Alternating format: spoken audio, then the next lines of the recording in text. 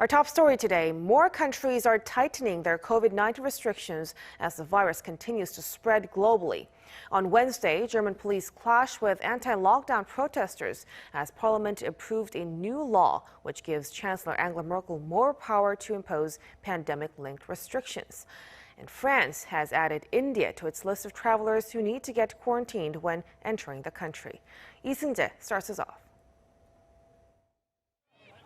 Police clashed with protesters in Berlin on Wednesday, with thousands of Germans taking to the streets to show their frustration with the lockdown.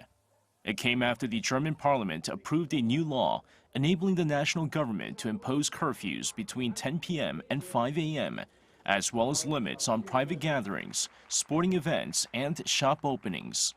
Schools will also close, and students will return to online sessions if cases exceed 165 per 100,000 residents.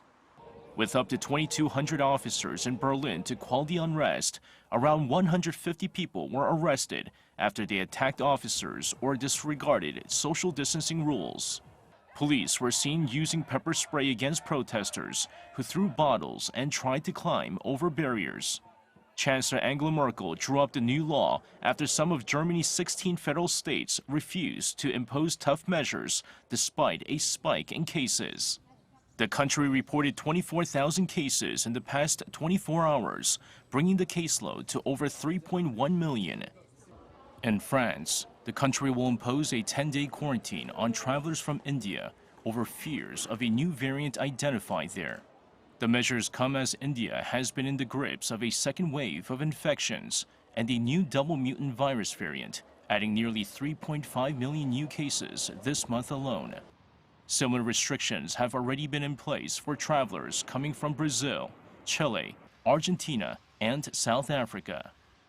With over 4,000 cases being reported in Japan on a daily basis, the government plans to impose a new COVID-19 state of emergency on Friday. The latest measures will affect Tokyo and Osaka, as well as the Kyoto and Hyogo prefectures.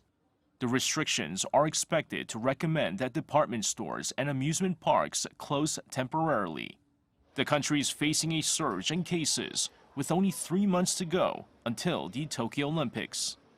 Lee Seung-jae, Arirang News.